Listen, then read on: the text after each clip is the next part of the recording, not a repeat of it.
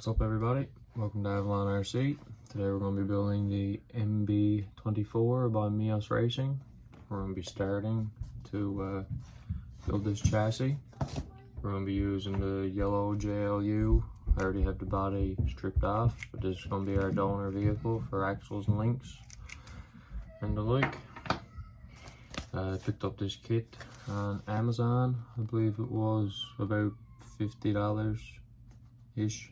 Can't really remember, but it does come with a body, chassis, lights, tube frame, and an interior, so it's a pretty good deal considering like an LCG chassis kit from Endura is about 30 bucks. So for an extra $20 you get a body and 2 light bars, so it's pretty cool. We're gonna open this up and dig into it and get started. Okay, so in the box, up here, get the body. Take this out of the bag for a minute. Here's the body. Very nice Lexan plastic. Nice glossy black on the sides and nice matte black on the top. Very nice. Here we have our bumpers, spare tire, interior, and it looks like the light bucket for the light bar. Some more tube chassis pieces, hardware, bit more hardware. Lots of screws, bag full of screws, and display an Allen key. Here we have our carbon fiber LCG chassis and the main two pieces for the chassis. We get our instructions. Very detailed instruction sheet.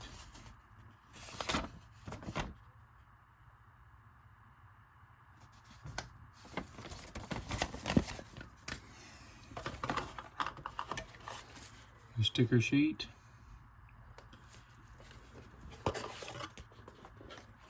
and there are 2 more sticker sheets.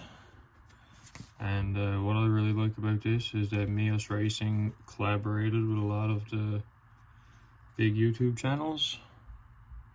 You can see here we have the Shop Mini RC, Cape Crawlers,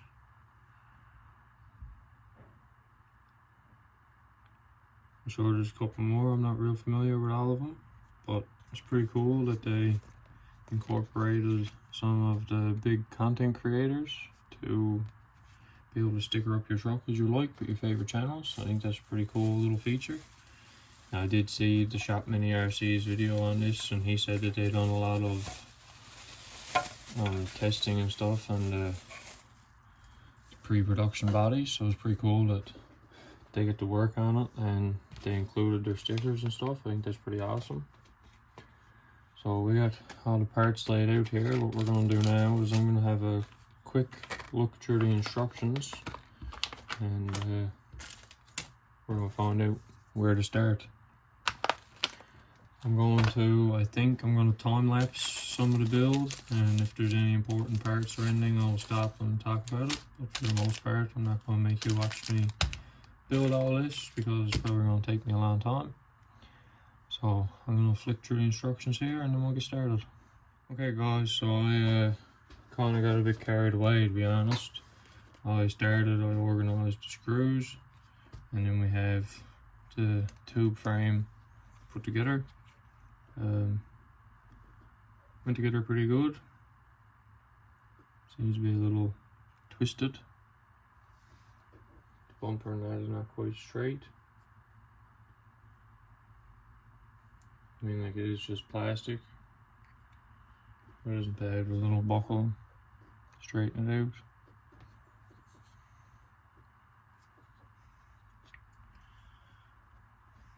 Went together pretty good. Just follow along in the instructions. I just, like I said before, when I started, I separated my screws by size.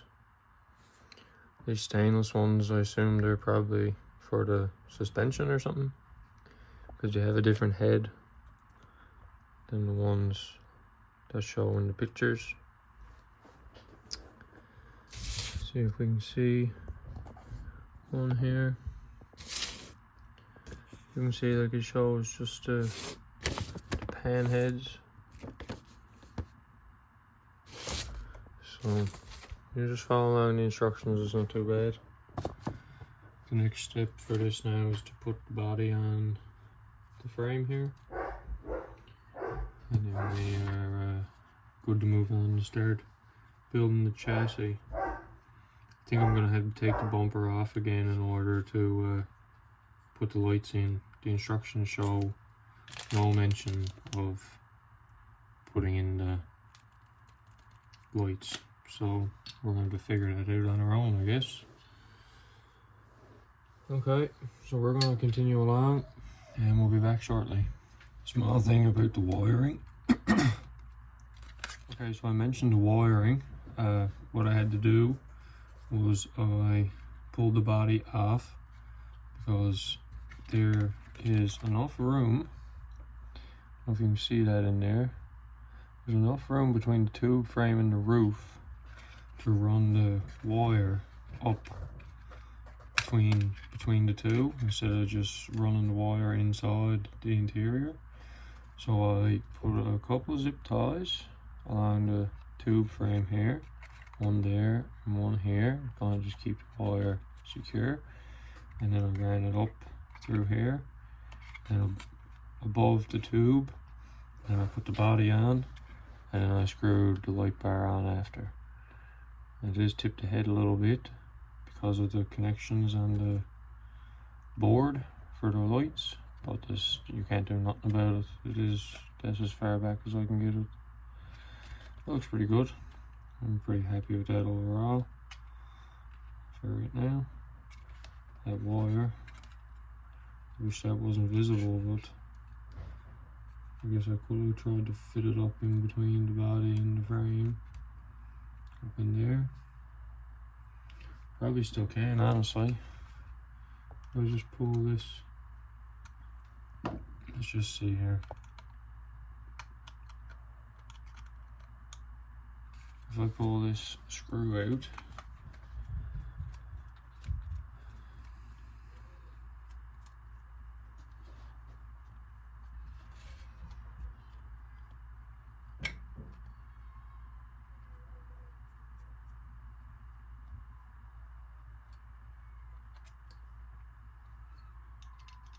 and this body screw out,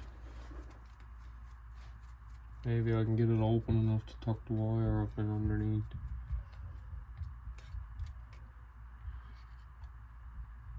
No. Oh well. That'll be a job for another day. Right now we're going to put these back in and continue on with the frame.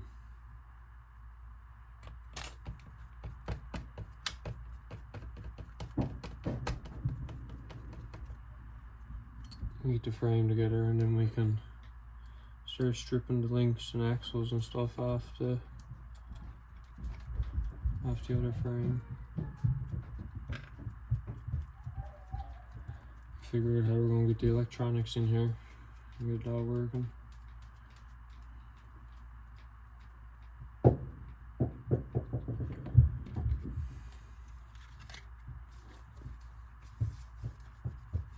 Okay, we'll lay that to one side. SpongeBob will look after that, and we're going to move on now to fitting together our carbon fiber chassis rails, and then we'll go from that. I think I'm going to time lapse the chassis, and I'm not going to forget.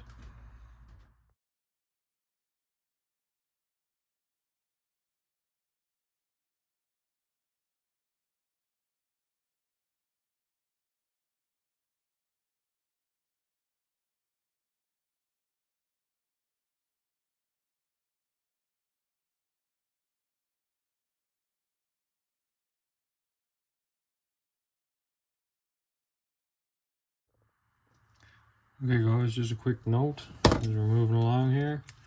These rock sliders, or the fenders, whatever you want to call it, the screws for these go into the outer linkages. So don't do as I did and put all your linkages on and realise that you have to put on the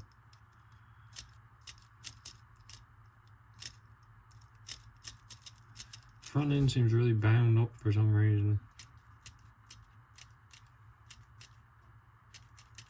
I don't know what's causing it. The rear end is fine. The front end is really... So we'll see what's happening there. When I lay it down, it does, see how it bounces. Won't stay at full. Anyway, we're gonna see. We're about to try and fit the ESC and stuff in there, and see how that goes.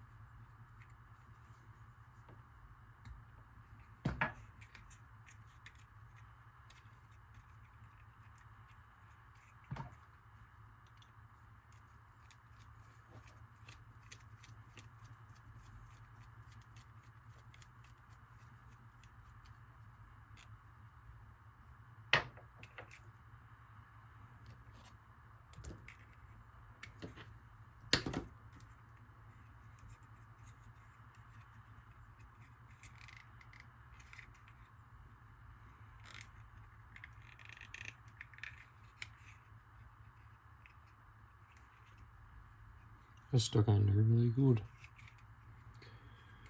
Stuck really good.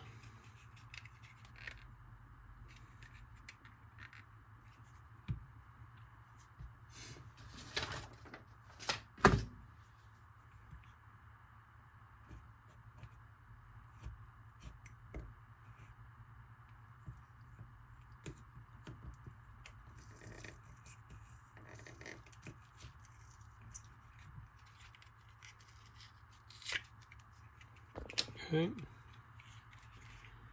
here we have that.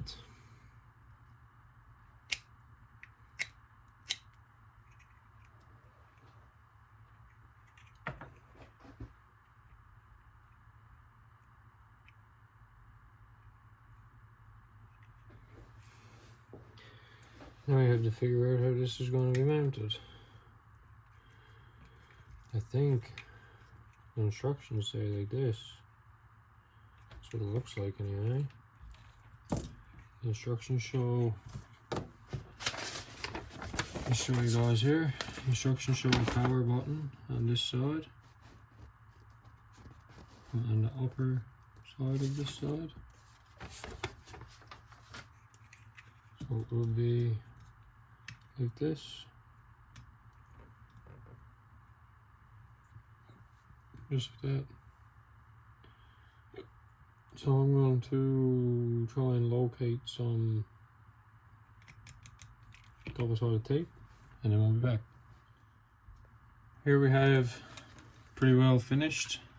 I haven't put no wheels and tires on it yet because I haven't decided what tires I'm going to use. I know what rims I'm going to use, but I haven't decided what size tires I want to put on it yet. A couple of things I want to talk about. First off, up in here, the chassis actually snaps into the frame, so you don't need the Velcro that's supplied. Like that's on there right now. And you can just pop it off side for side here. one side, two sides. There's little notches here in the frame. There's little notches here in the frame that hooks into these little pieces up in here. So you don't really need the Velcro that they supply, because this fits in up in here like this. You fit that in there, push, see, and then it's snapped in. You do the same on the other side, and then that's not going anywhere. That's the way you lock it in. One thing I don't like, and now I'll put this together and show you. One thing I'm not a fan of is that my steering servo contacts this bumper, the bumper bracket right there. Is not lined up. Every time I compress my suspension, it hits.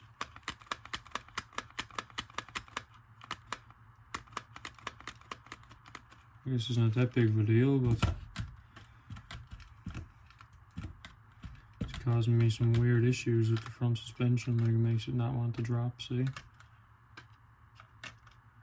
Maybe it won't be so bad once the wheels are under. There's a bit of weight there, because I do have full brass rims, so maybe with the weight it'll make it want to drop. My biggest gripe, there's nowhere to put the stock battery. I've seen a lot of people online that have the squarer, thicker batteries and lay them on the side rails, but these don't go there. They're too wide, and you can't put it up on its end because it hits the interior, and you can't just lay it down here because of the interior. So there's like absolutely nowhere to put the stock battery. Not that I can tell. Anyway, everything goes down tight. This plate up here with the holes completely touches this plate here. There's absolutely nowhere to put the factory battery. So now I just tore apart my Jeep that I could use and drive, and built this that I cannot use until I buy a battery on Amazon and have it come before I can try this and test it. So I'm not quite a fan of that, to be honest with you.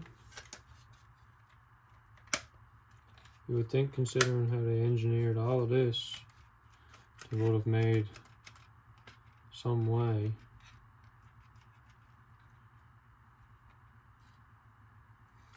You think after all this work, with all this work put into the top, into this kit, you would think they would have made some way for it to use the factory battery. Because I mean, like, most people, I would think this is marketed towards, you know, people who want to completely body swap their scx. I mean, like, you can see what we have left here of our Jeep. Just the frame and the belly pan. Could I used a brass belly pan to give us some center weight. Like, overall, it looks pretty cool. When we get some rims and tires on it, it'll look pretty cool. I guess that's the main point of this, is to look cool. I mean, it does look really cool. I'll give it that. It looks way cooler in person than it does in the pictures and stuff online, YouTube videos. I also have a bit of, I don't know what's going on with my front shocks. It was like they feel like they have internal springs when they should be like the back here. They're springy, they're on springy for some reason. And they're not contacting the frame. I have spacers in there so they're not contacting the frame. I don't know what's making them not want to sit down all the way. We're gonna get some wheels and tires on this now, and say we'll take it for a drive, but we probably won't because I have nowhere to put the battery, which is great. So I'm gonna figure out what tires I'm gonna use, and then we'll come back for a final look. Alright, so here it is all finished, guys. It's a pretty good kit, looks awesome. I really wish I could find a way to jam the factory battery in there so I could drive it.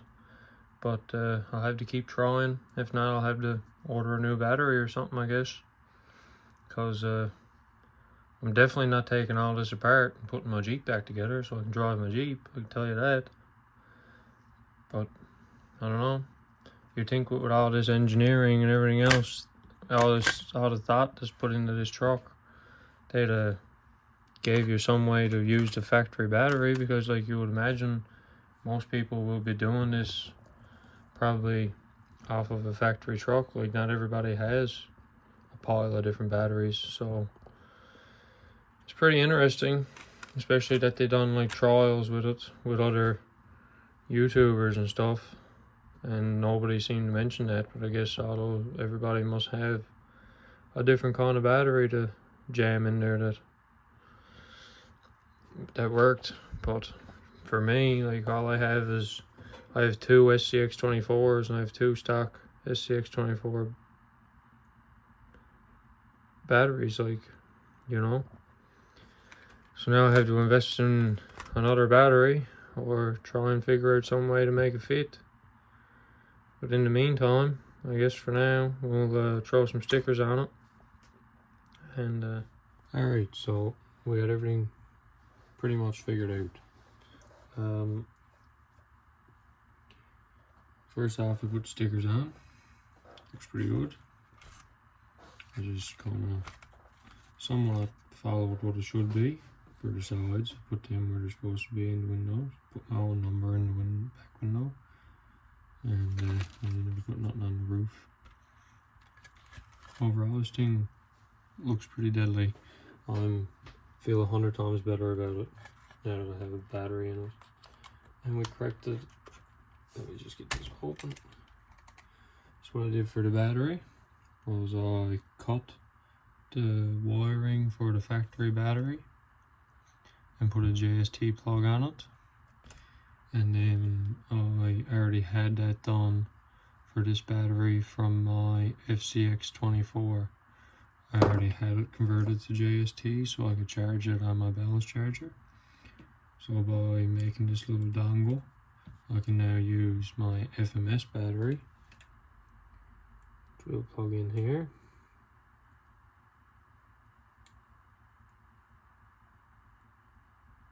Maybe. And then this battery fits down here on the side like this.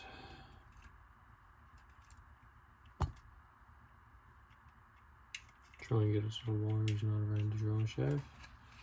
And we can close it up. And that sits in there just fine.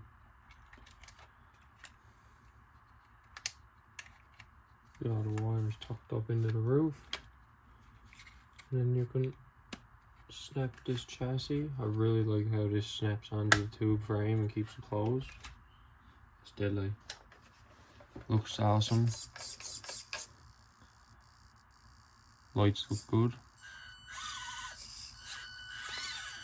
I have just the smallest bit of rubbing in reverse. Probably see that.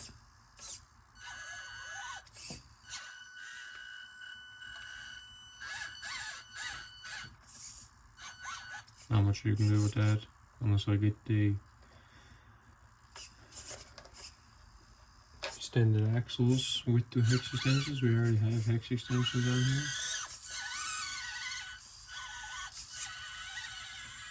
As you can see, looks awesome. I don't really have nothing here that we can run up on.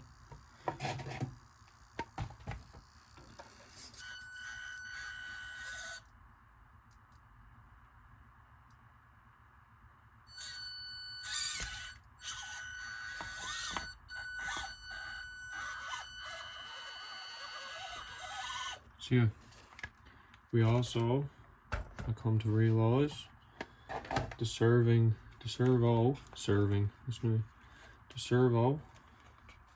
touching the body, you have to use the supplied, let's unplug this, you have to use the supplied servo mount. I was using an Endura servo bracket. Camera won't focus. But if you just look at this, you'll see the ears on this one are right at the front. The ears on this are right at the front. Like this is where your Y-link connects. And on this one, you can kind of see it. This is the front of the mount right here, and the mounting ears are set back a couple 3 millimeters or so, and that steps your servo back.